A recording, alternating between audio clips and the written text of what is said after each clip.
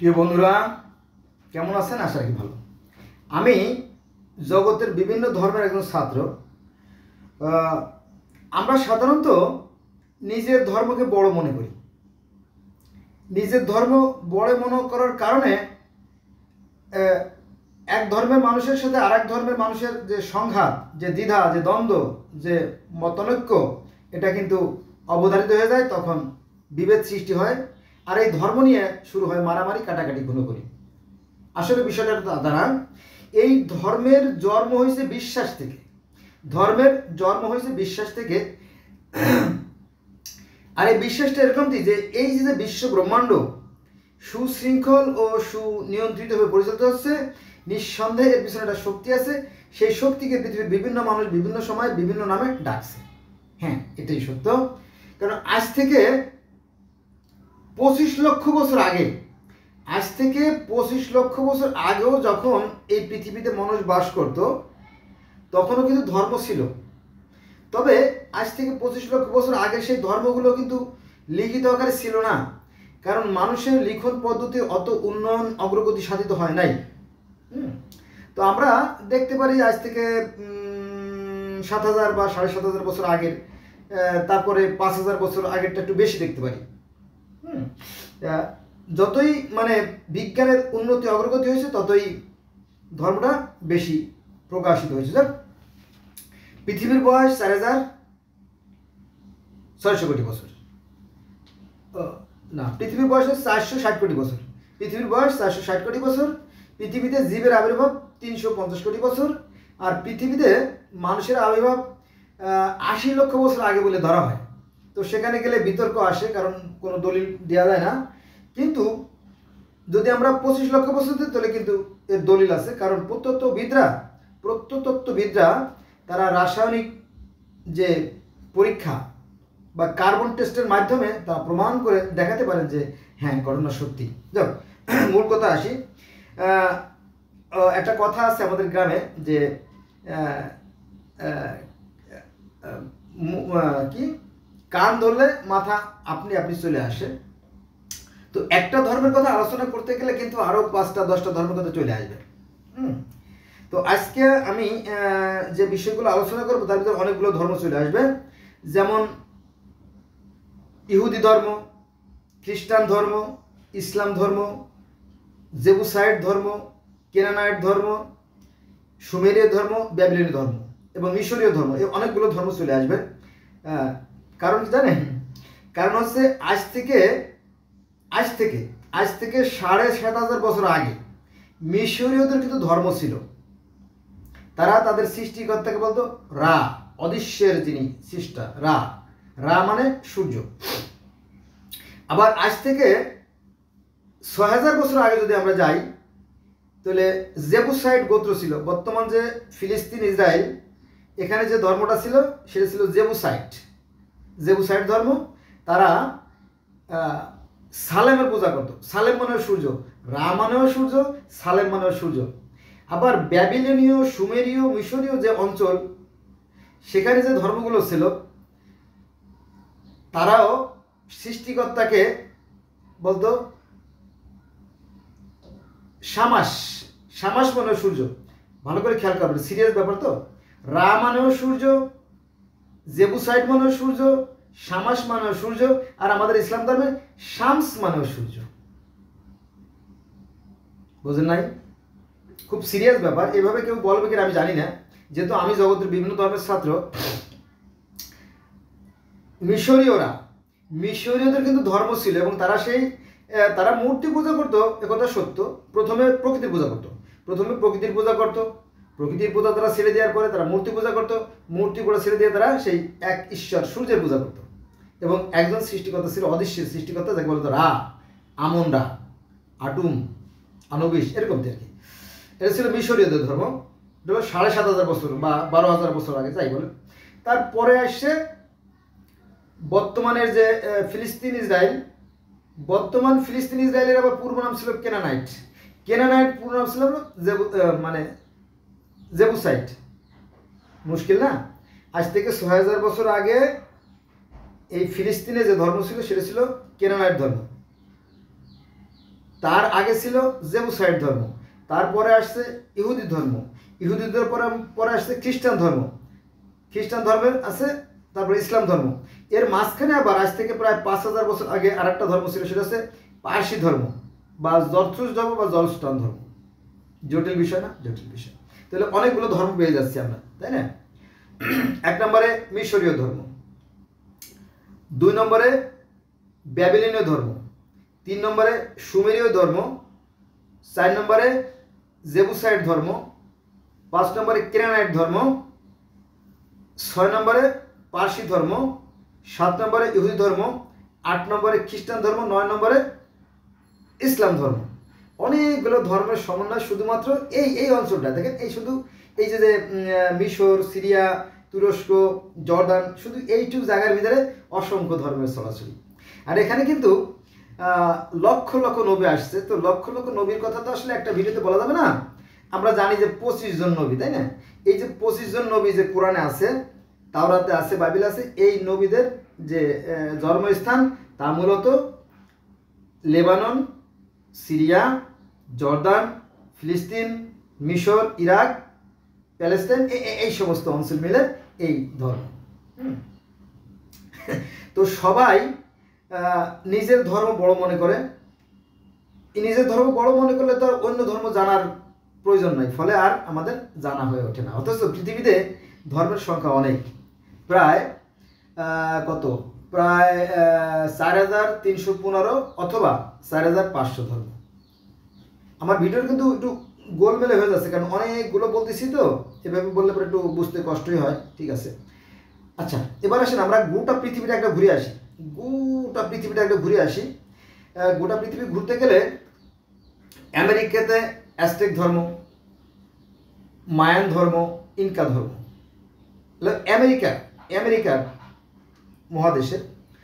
এরপরে যদি আফ্রিকাতে যাই, আফ্রিকাতে আছে আপনার রাস্টাফারাজিয়ান ধর্ম, কনফুসিয়াস ধর্ম, কনফুসিয়াস তো চীনের ধর্ম, রাস্টাফারাজিয়ান ধর্ম, তারপর ফান ধর্ম, ডগন ধর্ম, জুলু ধর্ম, এগুলো আছে আফ্রিকার ধর্ম।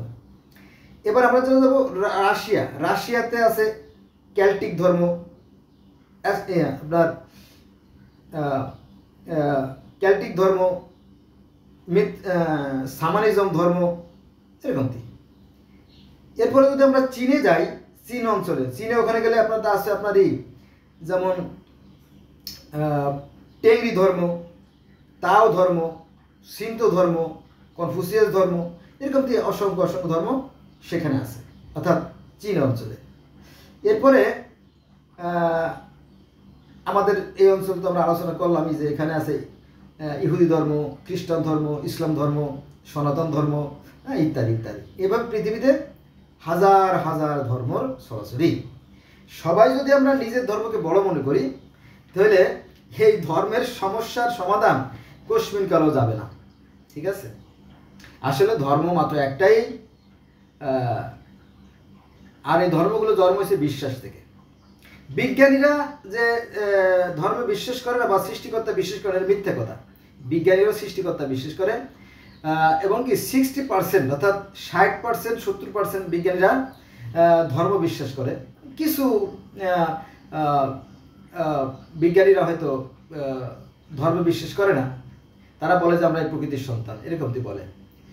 হ্যাঁ, এটা সৃষ্টির শক্তি অবশ্যই আছে, এটা অধিকাংশেরই বিশ্বাস। তো বিজ্ঞানীরা যেভাবে বলে তাদের ভাষা এরকম যে এই যে বিশ্ব ব্রহ্মাণ্ড সুশৃঙ্খল ও সুনিয়ন্ত্রিতভাবে পরিচালিত হচ্ছে, নিঃসন্দেহে পিছনে একটা শক্তি আছে, সেই শক্তিকে জগতের বিভিন্ন মানুষ বিভিন্ন নামে ডাকে। বোঝা গেছে?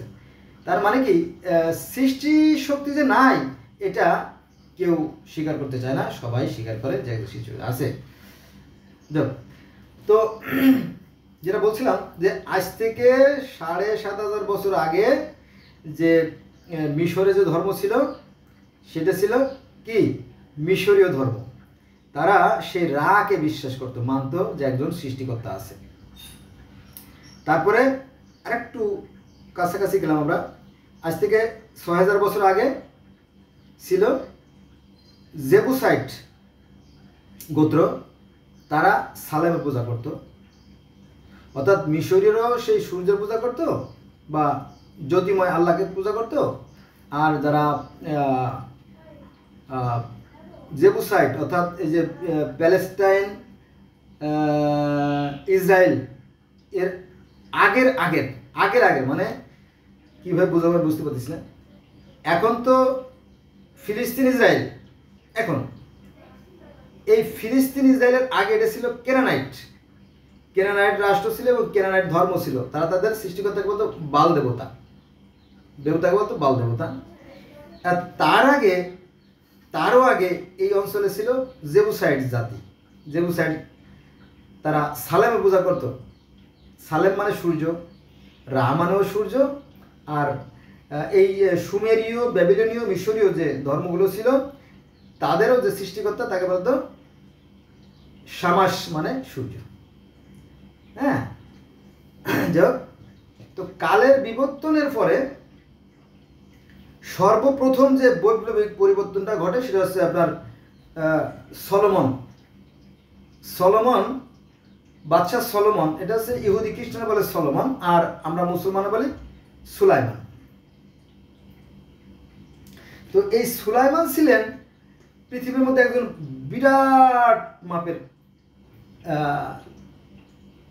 বাদশাহ, এবং সত্য মিথ্যা আল্লাহ ভালো জানে, আমরা জানি না। তো এই বাদশাহ সুলাইমান উনি বাতাসের উপরে ভর করে চলতেন, এরকমটি কোরআন হাদিস থেকে এটা জানা যায় যে উনি বাতাসে ভর করে চলতেন এবং ওনার বড় সৈন্যবাহিনী ছিল, এবং উনি পশুদের ভাষা বুঝতেন। পশুদের একটা আছে, আপনার গজল আছে, কবিতা আছে যে খুদা নমরুদ খুদা ফেরাউন, খুদা নমরুদ খুদা ফেরাউন, খুদা হলো সুধামান, বিনা তক্তে হাওয়ায় চলে সুলাইমান। একবার বাচ্চা সুলাইমান বাতাসে ভর করে যাচ্ছিলেন, শা করে বাতাসে ভর করে যাচ্ছিলেন। তো একজন কৃষক দেখে চমকে গেলেন, হায় সুবহানাল্লাহ, আল্লাহ পাকের কত ক্ষমতা যে বাদশাহ সুলাইমান তার অসংখ্য সৈন্যবাহিনী নিয়ে বাতাসে ভর করে চলে। তো এই সুবহানাল্লাহ বলার পরে সুলাইমান তার যে তথ্য সেটা থামালেন এবং নামে আসলেন, লে কৃষক তুমি কি বলছো?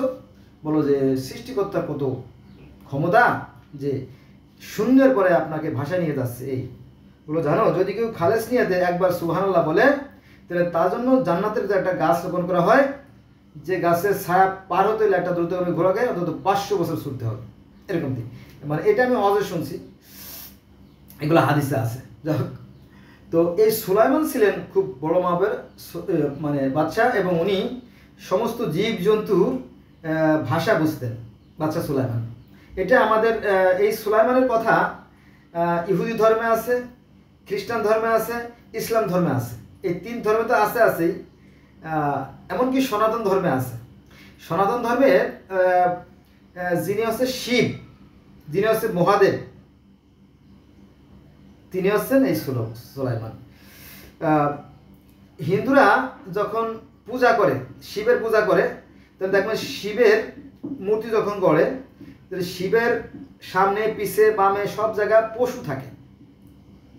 শিব বা মহাদেব বা পশুপতি, পশুপতি মানে কি? পশুদের রাজা, যিনি পশুদের ভাষা বুঝতেন, তিনি হচ্ছে পশুপতি। আর এই শিব হচ্ছে পশুপতি বা মহাদেব। এটা অনেকে বুঝবেন, আমাদের মুসলমান ভাইদের মধ্যে শতকরা একজন বুঝবে না, হাজারে একজন বুঝে কিনা সন্দেহ। কারণ তাদের মনের ভিতরে হিংসা বিদ্বেষ ঘৃণা ভরা। তারা মনে করে আমার ধর্মই শ্রেষ্ঠ ধর্ম, আসলে তা না। পৃথিবীর প্রত্যেকটা ধর্ম বিশ্বাস থেকে সৃষ্টি, সব ধর্মই এক। তবে ধর্মের দোহাই দিয়ে কিছু হবে না যদি আপনার কর্ম ভালো না হয়। কর্মটাই ধর্ম। আপনার কর্ম ভালো হলে সব ভালো, কর্ম ভালো হলে ইহকাল পরকাল সব ভালো, আর কর্ম ভালো না হলে ওই ধর্মের দোহাই দিয়ে কোনো লাভ নাই। তো এই যে সলোমান বা সুলাইমান, উনি পশুদের ভাষা বুঝতেন। তো উনার গুণগান গাওয়া হয় কোথায়? ইহুদি ধর্মে, খ্রিস্টান ধর্মে, ইসলাম ধর্মে, 3 ধর্মে কিন্তু এই সলোমানের কথা আছে। কেউ বলে সলোমন, কেউ বলে সুলাইমান। আর হিন্দুরা তাকে বলে কি? শিব, পশুপতি বা মহাদেব। পশুপতি কেন বলা হয়? পশুদের রাজা বা পশুদের পতি, এজন্য পশুপতি বলা হয়। যাও, তো এই যে শিব, উনি সমস্ত পশুদের ভাষা বুঝতেন। যত মাছ, যত গাছ, যত পাখি, যত কীটপতঙ্গ, যত গরু, ছাগল, হাঁস, মুরগি, ময়ূর, সবার ভাষা কে বুঝতেন? এই শিব। বোঝা গেছে সেটা? এই জন্য যখন হিন্দুরা বা সনাতনীরা যখন শিব পূজা করে, দেখবেন যে ওই শিবের ডাইন পাশে, বাম পাশে, সামনে, পিছে সব জায়গা বিভিন্ন ধরনের জীব জন্তু থাকে। গরু, ছাগল, হাঁস, মুরগি, ময়ূর, কবুতর, যা যা বন্য প্রাণী সব কিছু থাকে। শুধু তাই না, শুধু এখানেই শেষ না, শিবের কাঁধে, শিবের নীলকণ্ঠ, তার থাকে একটা কি সাপ থাকে, সাপ, কাঁধে একটা সাপ থাকে, আর তার পরনে থাকে আপনার হরিণের চামড়া, তার গায়ে থাকে হরিণের চামড়া, আর নিচে নির্বাঙ্গ আর কি, অঙ্গে থাকে কি বাঘের চামড়া। তার মানে বাঘের চামড়া, হরিণের চামড়া, তারপরে সাপ, অন্যান্য সমস্ত প্রাণী তাকে ঘিরে থাকে। কারণ কি? তিনি তো ওই যে পশুদের রাজা, ঠিক আছে? এই সনাতন বা হিন্দুরা যে শিব বলে, এই শিবকেই ইহুদিরা বলে সলোমন, খ্রিস্টানরা বলে সলোমন, আর আমরা বলি নবী সুলাইমান। এটা জটিল একটা সমীকরণ, এটা সবাই বুঝতে পারে না, কারণ আমি দীর্ঘদিন ধরে তো এটা গবেষণা করে আসছি, এটা আমার অর্জিত ফসল আর কি, এটা বিষয়। তো এই যে সোলেমানের পরে আবার দাউদ, তারপরে ইব্রাহিম। এই ইব্রাহিমের আবার জন্ম হলো কোথায়? এই যে মেসোপটেমিয়া শব্দের অর্থ দুই নদীর মধ্যবর্তী স্থল। আপনারা জানেন তাই না, যে এই মেসোপটেমিয়ার কথা আছে ইহুদি ধর্মে, খ্রিস্টান ধর্মে, ইসলাম ধর্মে এবং সনাতন ধর্মে, সব জায়গায় এই মেসোপটেমিয়ার কথা বলা আছে। বেদে বলা আছে যে জম এবং জমি চারদিকে পানিতে ঘিরে একটা নির্জন দ্বীপ, সেখানে অবস্থান করতেছিল। তারপরে জমি যে নারী, সে জমকে বলল আসো আমরা মিলিত হই, এটা আমাদের পিতা গন্ধর্বের ইচ্ছা, যাতে আমাদের দ্বারা আবার নতুন প্রজন্ম সৃষ্টি হয়। এরকম লম্বা কাহিনী আছে।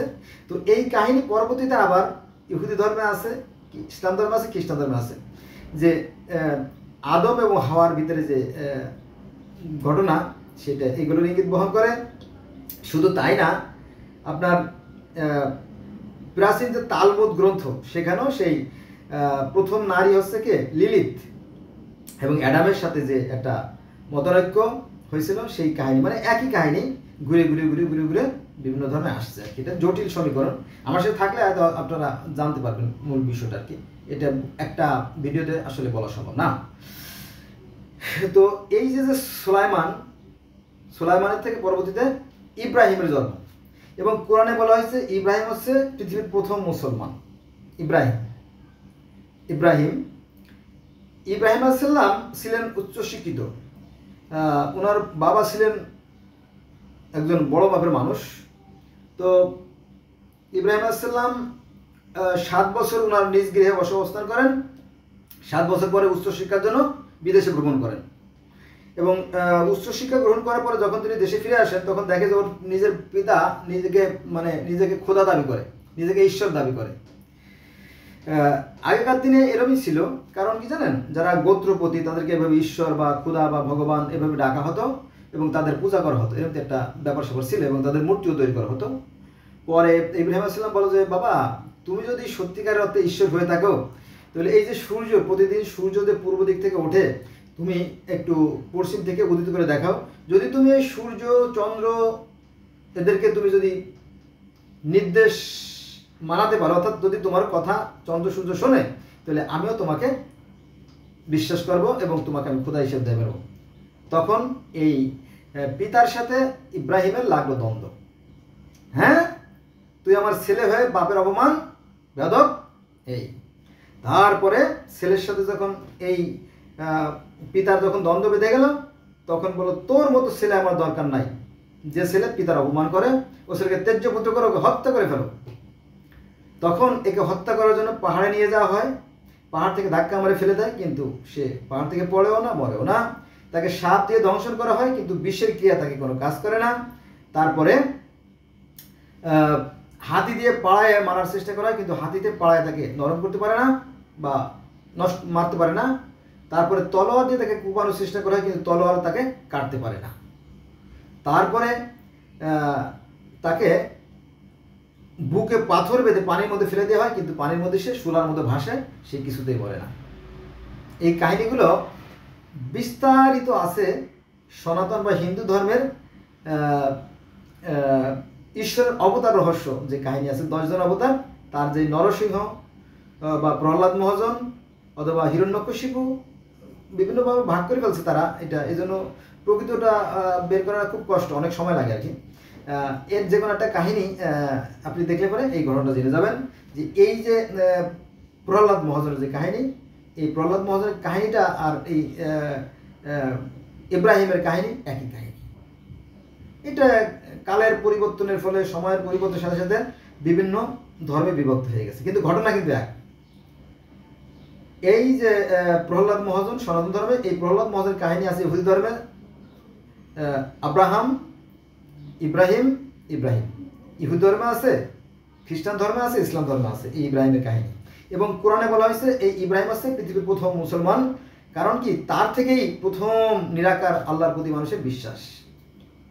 হ্যাঁ, হিন্দুদের মধ্যেও কিন্তু সেই নিরাকার সৃষ্টিকর্তার প্রতি বিশ্বাস বেশিরভাগ লোক করে, কিন্তু এটা আমাদের যারা ধর্মগুরু, আমাদের মুসলমানদের মধ্যে যারা ধর্মগুরু, তারা ওই বিষয়গুলো তারা বলে না। তারা শুধু তাদের নেগেটিভ দিকগুলো বলে, তারা মূর্তি পূজা করে, মূর্তি পূজা শিরক করে, পাপ করে, তারা কাফের, তারা মুরতাদ, তাদেরকে হত্যা করো, হ্যান করো, ত্যান করে, এরকম কাহিনী আছে। আসলে তা না। এই সনাতনীদের মধ্যে অধিকাংশ লোক শিক্ষিত যারা, তারা সেই নিরাকার আল্লাহ মানে একমেবা দ্বিতীয়াম, তিনি এক এবং অদ্বিতীয়, একমেবা দ্বিতীয়াম। ব্রাহ্ম সমাজের যে আঁকড়া যে মন্দির, তার উপরে লেখা আছে তিনি মাত্র এক এবং অদ্বিতীয় ঈশ্বর। তারা এক ঈশ্বর মার্গে এবং তারা মূর্তি পূজা করে না। কিন্তু এই বিষয়গুলো কেন আলেমরা বলে না আমি জানি না, এটা আমার জানার বিষয় না। হ্যাঁ, হয়তো তাদের ধর্ম ব্যবসা ছোট হয়ে যাবে, জন্য তারা বলে না। হিন্দুদের মধ্যে অধিকাংশই সেই নিরাকার ঈশ্বর মানে, তবে তিনি জ্যোতিময় অশরীরী তাও আছে। কিন্তু বিগ্রহ কেন তৈরি করে? ভক্তি বৃদ্ধি করার জন্য। কারণ সব কিছু তার থেকে সৃষ্টি, আর তিনি তো তার মতোই আর কি।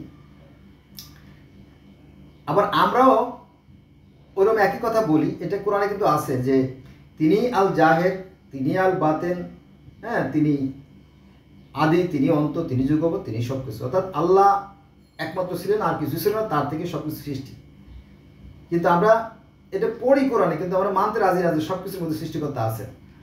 আমরা মুসলমান যারা, আমরা মুসলমানরা বলি যে সব কিছু আল্লাহর সৃষ্টি, আর হিন্দুরা বলে সব কিছুর মধ্যে আল্লাহ আছেন।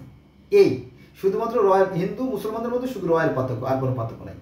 আর ইহুদি খ্রিস্টান মুসলমানদের কোনো পার্থক্য নাই, কারণ ইহুদিদের যে 25 জন নবী, খ্রিস্টানদেরও সেই 25 জন নবী, ইসলাম ধর্মে সেই 25 জন নবী। এই জন্য এই তিনটে ধর্মকে একসঙ্গে বলা হয় আব্রাহামিক রিলিজন। এমনকি সনাতন ধর্ম আব্রাহামিক রিলিজনের অংশ আর কি। তাহলে এই 4টে ধর্ম যদি কেউ ভালো করে বুঝতো, আমার মনে হয় পৃথিবীতে ধর্ম নিয়ে কোনো সংঘাত থাকতো না। ঠিক আছে, আবার একটা গুরুত্বপূর্ণ কথা বলি, কোনটা এখানে কোনটা বলি সেটাই সমস্যা আর কি। এতগুলো ধর্ম, মনে করেন যে এই যে আমরা মুসলমানরা, আমি মুসলমান সন্তান, আমরা যে 5 ওয়াক্ত নামাজ পড়ি, 5 ওয়াক্ত নামাজ পড়ি না, সকাল, দুপুর, সন্ধ্যা, মধ্যরাত, প্রদোষ, 5 ওয়াক্ত নামাজ পড়ি। তো এই 5 ওয়াক্ত নামাজের কথা সনাতন ধর্মে আছে, সেটাকে বলা হয় পঞ্চ মহাযজ্ঞ। পঞ্চ মানে 5, মহা মানে বিরাট, যজ্ঞ মানে কি নামাজ বা আরাধনা বা ধ্যান বা তপস্যা বা আর্চনা যাই বলেন, বা প্রেয়ার যাই বলেন। তাহলে এই 5 ওয়াক্ত নামাজ সনাতন ধর্মে আছে, বেদে আছে, খোদ বেদে আছে। এটা আপনি কীভাবে বুঝতে পারবেন? পারবেন না। কিন্তু এটা বলে না, না বলার কারণে ধর্মের সাথে ধর্মের সংঘাত অনিবার্য হয়ে যায়। এই জন্য দেখবেন যে এই যারা ধর্মগুরু, এরা কিন্তু বড় ধরনের বিপদে পড়ে যাবে, কোনো সন্দেহ নেই কিয়ামতের দিন, কারণ ওরা না জানে আন্দাজে কথা বলে। আর তা হলো কিছুদিন আগে, অর্থাৎ 3 জুমা আগে আমি একবার মসজিদে নামাজ পড়তেছিলাম, বুঝছেন? তো আমাদের ইমাম সাহেব উনি মসজিদের পবিত্র জায়গায় দাঁড়াইয়া, তারপর মেম্বারের উপর দাঁড়ায় মিথ্যে কথা বলতেছে। সে বলতেছে যে হিন্দুরা অর্থাৎ সনাতনীরা 12 মাসে 13 ভগবানের পূজা করে। কত বড় সাংঘাতিক কথা! তাহলে মানুষের মধ্যে একটা বিরূপ প্রতিক্রিয়া সৃষ্টি হয় না? অথচ এই যে যাদের পূজা তারা করে, এরা একজনও কিন্তু ঈশ্বরও না, ভগবান না, এরা হচ্ছে অবতার। অর্থাৎ পৃথিবীতে যখন অশান্তি সৃষ্টি হলে সৃষ্টিকর্তার পক্ষ থেকে যে সমস্ত মহামানবরা পৃথিবীতে আসেন তাদেরকে বলে দেবতা বা অবতার। এই বিষয়টা তারা জানেও না, বোঝেও না, কিন্তু আন্দাজি মিথ্যে কথা বলে মানুষের মধ্যে একটা বিভেদ সৃষ্টি করে। এটা খুবই জঘন্য কাজ। এই জন্য তারা কঠিন শাস্তির সম্মুখীন হবে। কারা? এই ধর্ম ব্যবসায়ীরা। তারা ধর্ম জানে না, অথচ ধর্ম ব্যাপারে অনেক কিছু বলে। বুঝা গেছে বিষয়? এইটা। আর একটা কান ভারী করে, সেটা হচ্ছে যে ইহুদিদের সাথে নবীর শত্রুতা ছিল, খ্রিস্টানদের সাথে নবীর শত্রুতা। মিথ্যে কথা। কারণ নবী মোহাম্মদ সাল্লাল্লাহু আলাইহি ওয়াসাল্লামের পিতা ছিলেন একজন খ্রিস্টান। নবী মোহাম্মদ সাল্লাল্লাহু আলাইহি ওয়াসাল্লামের পিতা ছিলেন একজন হানাফাইট খ্রিস্টান, এবং ওনার স্ত্রীও ছিল খ্রিস্টান। কারণ তখন তো মুসলমানই ছিল না। উনি যখন বড় হলেন তখন তো কোনো মুসলমানই ছিল না, তাই না? তাহলে আত্মীয় স্বজন কারা ছিল? এই ইহুদি, খ্রিস্টান, প্যাগান, হানাফাইটিরাই তো ছিল। তারপরে আপনার এটা ওই যে ফ্যান্ডা ছেড়ে তো বাবা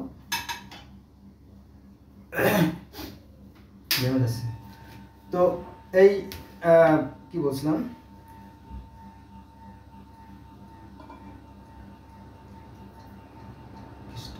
আচ্ছা, তো নবী মোহাম্মদ সাল্লাল্লাহু আলাইহি ওয়াসাল্লামের পিতা ছিলেন একজন হানাফাইট খ্রিস্টান, মাও নিশ্চয়ই খ্রিস্টান ছিলেন, অথবা হানিফ ছিলেন, অথবা প্যাগান ছিলেন, কিছু একটা ছিল, তাই না? কারণ তখন তো মুসলমানই ছিল না, ছিল। আমরা করছি বা আমরা বলি, আবার যদি আমরা ধরি তাহলে ইব্রাহিম ছিলেন প্রথম মুসলমান। তো ইব্রাহিমের কথা তো ইহুদ ধর্মে আছে, খ্রিস্টান ধর্মে আছে, ইসলাম ধর্মে আছে। আপনি তো যদি আপনি ধরেন যে মুসলমান, তাহলে তো ইহুদি খ্রিস্টানদের মুসলমানই ধরতে হবে, তাই না? কারণ তারা তো এক আল্লাহ বিশ্বাস করত। ইহুদেরও এক সৃষ্টিকর্তা বিশ্বাস করে, ইলা। ইলা মানে কি? সৃষ্টিকর্তা। আর খ্রিস্টান তারাও সেই গড বা ঈশ্বর একজন। আর আমরা মুসলমানরা একজন সৃষ্টিকর্তা মানি, আর হিন্দুরা তো সে একজন সৃষ্টিকর্তা। যদি আপনি ধরেন, আর যদি পেঁচান তাহলে অনেক দূর হয়ে যাবে আর কি। তাহলে বিষয়, তাহলে নবী মুহাম্মদ সাল্লাল্লাহু আলাইহি ওয়াসাল্লামের আত্মীয় স্বজনরা ছিল খ্রিস্টান, এবং নবী মুহাম্মদ সাল্লাল্লাহু আলাইহি ওয়াসাল্লামের স্ত্রীও ছিলেন খ্রিস্টান, এবং ইহুদিও ছিলেন। ইহুদি স্ত্রী ছিল, তাই না? তাহলে সংঘাত কিভাবে হলো? মনে করেন যে এই যে আবুল হেকাম, দেখেন আবুল হেকাম ছিল নবীর কি বিয়াই। আবুল হেকাম ছিল নবীর বিয়াই, এবং আবুল হেকামের দুই ছেলের সাথে, ওতবা এবং ওতাইবা, এই দুইজনের সাথে নবীর দুইটা মেয়ের বিয়ে হয়েছিল। নবী মুহাম্মদ সাল্লাল্লাহু আলাইহি ওয়াসাল্লামের দুটো মেয়ের বিবাহ হয়েছিল আবুল হেকামের দুই ছেলের সাথে। তখন ছিলেন কি বাদশাহ, তিনি গোটা আরব অঞ্চলের বাদশাহ ছিলেন এই আবুল হেকাম। কিন্তু পরবর্তীতে যখন শত্রুতা শুরু হয়ে গেল, তখন এই আবুল হেকাম হলো সবচেয়ে বেশি বড় শত্রু, এবং তার বাড়িঘর ভেঙেছিল, সেখানে করা হয়েছে কি পায়খানা। কেমন একটা ব্যাপার, তাই না? আর আমি তো সারা জীবন দেখে আসলাম, চুলদাড়িতে পেকেই গেছে, খালি বদনাম আর বদনাম। ইহুদিদের বদনাম, খ্রিস্টানদের বদনাম, নবীর শত্রু ছিল, নবীর শত্রু ছিল। অথচ ইহুদিদের প্রতি আল্লাহর যে রহমত বর্ষিত হয়েছিল, ইহুদিদেরকে যে সেই মিশর থেকে কেনানে যাওয়ার পথে মেঘ দিয়ে ছায়া দেওয়া হয়েছিল, তারপরে তাদের যে মান্না সালোয়া খান হয়েছিল, হ্যাঁ, তাদের যে 12টা রাস্তা দেওয়া হয়েছিল, তাদের যে নীল নদ পার করে দেওয়া হয়েছিল, এই সমস্ত কাহিনী তাওরাতেও আছে, জবুরেও আছে, বাইবেলেও আছে, কোরআনেও আছে। সমস্ত জায়গায় একই কাহিনী, কিন্তু এই কথাগুলো বলে না বলে কি করে? মানুষের মধ্যে বিভেদ সৃষ্টি করে। এটা বিভেদ সৃষ্টি করা ধর্মের কাজ হতে পারে না। So I shall request to my friend, let's go from today we shall never call for the religion. অতএব আমি আমার বন্ধুদেরকে অনুরোধ করবো, যারা আমার ভিডিও দেখছেন, চলুন আমরা ধর্মে বাড়াবাড়ি না করি। সৃষ্টিকর্তার বিধানের কোনো পরিবর্তন নাই। সৃষ্টিকর্তা পৃথিবীর প্রত্যেকটা মানুষকে একই ধর্ম দিয়ে সৃষ্টি করছেন, আর তা হচ্ছে পৃথিবীর প্রত্যেকটা মানুষ সুখে হাসে, দুঃখে কাঁদে, শীতে কাঁপে, প্রত্যেকের আবেদনটি এক এবং হবে। ধর্ম নিয়ে যারা বাড়াবাড়ি করবে তাদের পরিণতি খুব একটা ভালো হবে বলে মনে করি না। এবং আমাদের এই ভারতীয় উপমহাদেশের যে একজন বিখ্যাত শিক্ষিত ব্যক্তি ছিলেন ডক্টর মোহাম্মদ শহীদুল্লাহ, তিনি বলছেন যে ধর্ম নিয়ে যারা বাড়াবাড়ি করে তারা ধর্মের মর্ম জানে না। যারা ধর্ম নিয়ে বাড়াবাড়ি করে তারা ধর্মের মর্ম জানে না। এটা হচ্ছে কি ডক্টর মোহাম্মদ শহীদুল্লাহর কথা। আর কোরআনেও ওই একই কথা বলা আছে, তোমরা ধর্ম নিয়ে বাড়াবাড়ি করো না। ধর্মের ব্যাপারে কোনো বাড়াবাড়ি নাই, এমন কোনো জনপদ নাই যে আমি তাদেরকে তাদের ভাষায় প্রতিনিধি প্রেরণ করি। প্রত্যেকটা নবী রাসূলের জন্য আমি আলাদা আলাদা নিয়ম কানুন, আলাদা আলাদা পদ্ধতি, আলাদা আলাদা ভাষায় প্রয়োগ করেছি। কার কথা? কোরআনের কথা। ধর্ম নিয়ে বাড়াবাড়ি করলেন তো আপনি কোরআনকে অমান্য করলেন। ঠিক আছে, আমি আগেও বলছি একবার, আমার মনে আছে, এখনো বলতেছি, ধর্ম দিয়ে আপনার কোনো কাজ হবে না কর্ম ছাড়া।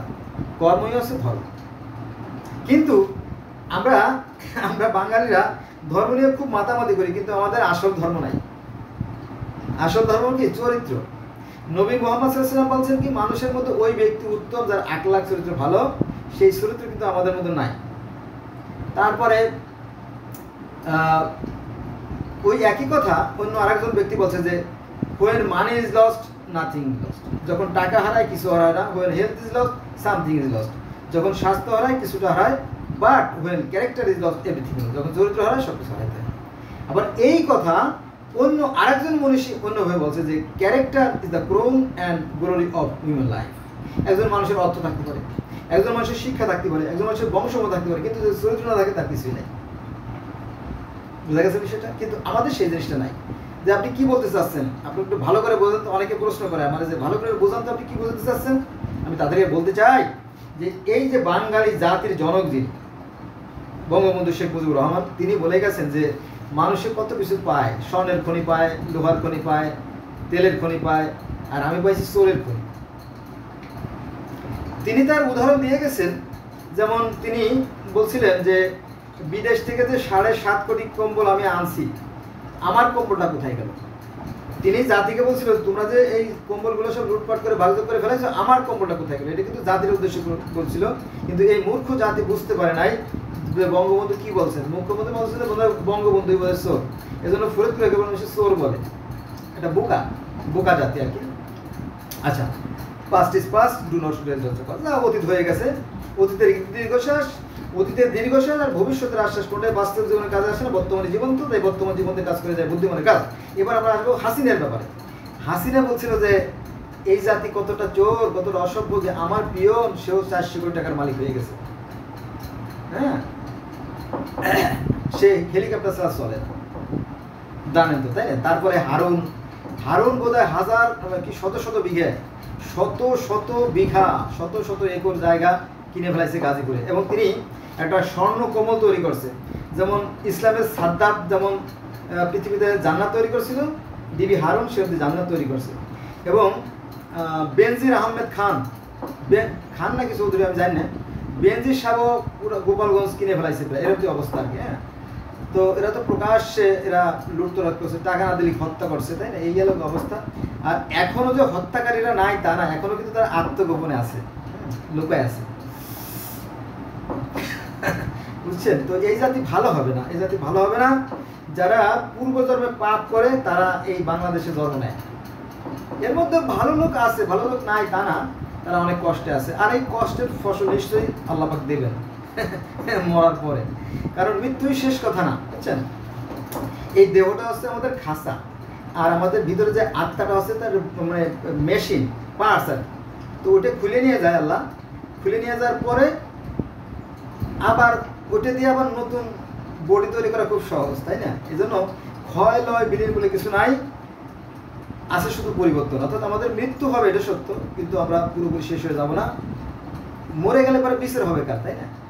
আমরা আত্মার জগতে থাকবো, সেখান থেকে আবার আমাদের হয়তো বডি আল্লাহ দিতেও পারেন, নাও দিতে পারেন, সে তার ইচ্ছা, তাই না? এই জন্য কর্ম করতে হবে, কারণ কোরআনে কর্মের কথাই বলা হয়েছে।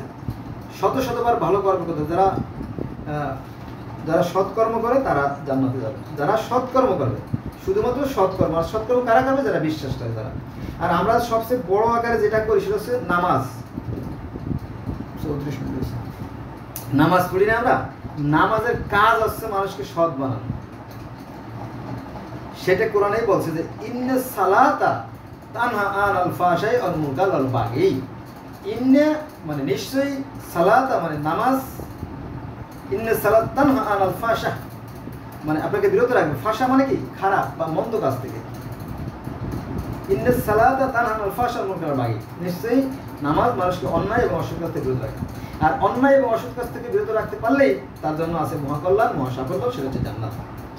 এটা হচ্ছে মূল বিষয়। হ্যাঁ, আপনি টুপি মাথায় দিলেন, লম্বা দাড়ি রাখলেন, এইগুলোর কথা কোরআনের এক জায়গাও নাই। কোরআনের এক জায়গাও দাড়ি, টুপি, পাগড়ি, পাঞ্জার কথা বলা হয়, কিন্তু আমরা মনে করি যে দাড়ি যে না রাখবে সে বোধহয় মুসলমান না। আসলে তা না। এলো বিষয়। তো কোথা থেকে কোথায় চলে আসলাম?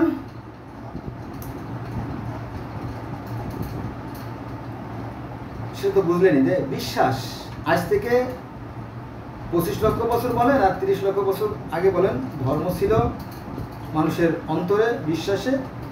আগেকার দিনে মানুষ বিশ্বাস করতো যে এই যে প্রকৃতি, এই যে প্রকৃতি আমাদের পরে প্রভাব বিস্তার করে। যেমন বৃষ্টি না নামলে ফসল হবে, বৃষ্টি না নামলে ফসল হতো না, ফসল না হলে মানুষ না খেয়ে মারা যেত, তাই না? সূর্য যেখানে তাপ না দিত সেখানে ফসল হতো না, তো সূর্যের মানুষে ভক্তি করত। এইভাবে প্রথমে মানুষ প্রকৃতির পূজা করত। তারপরে যখন মানুষের উন্মেষ সাধন হয়, জ্ঞানের বর্ধন হয়, জ্ঞান বাড়ে, বৃদ্ধি পায়, তখন চিন্তা করলো যে না, বিষয়টা তা না, এগুলো সবই একই সুতায় গাঁথা। যেমন তসবির মালার মতো একটা সাথে আর একটা জড়িত। যেমন চন্দ্র, সূর্য, গ্রহ, নক্ষত্র, দিন রাত, জোয়ার ভাটা, সকাল সন্ধ্যা, ঋতু পরিবর্তন, সব কিছু একটা ছকে বাঁধা। এর পিছনে একটা কেন্দ্রীয় শক্তি আছে, সেই শক্তিকে মানুষ বিভিন্ন নামে ডাকে। অর্থাৎ আমরা পৃথিবীর সবাই একজন সৃষ্টিকর্তাকে ডাকি।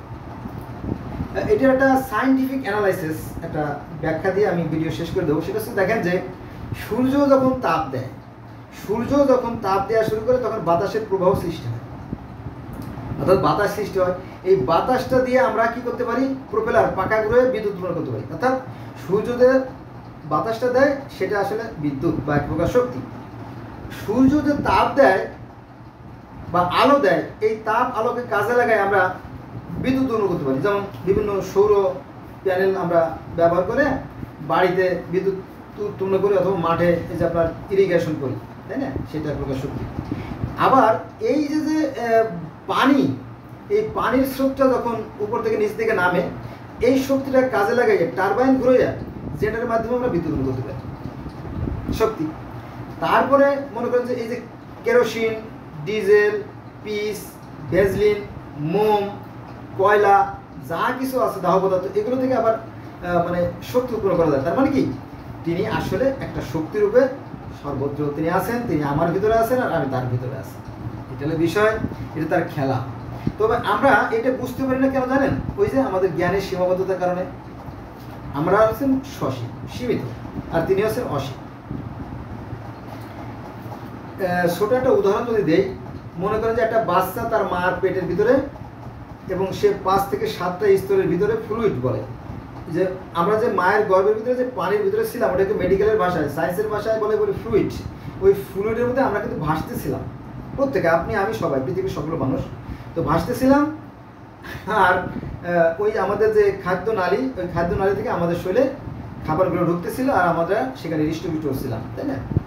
তো আমরা হচ্ছে পৃথিবীতে আসি, তো সৃষ্টিকর্তা আছে অসীম, তো আমরা হচ্ছে সসীম বা ক্ষুদ্র। এই ক্ষুদ্রের পক্ষে সেই অসীমকে বোঝা আদৌ কোনোদিনও সম্ভব হবে না। তিনি আছেন, তিনি অসীম বা সীমাহীন। তিনি আমাদেরকে তার কুদরতি হাত দ্বারা সৃষ্টি করছেন, তাই না? তো যাকে বলা হয় ফেরেশতা বলা হয়, তাই না?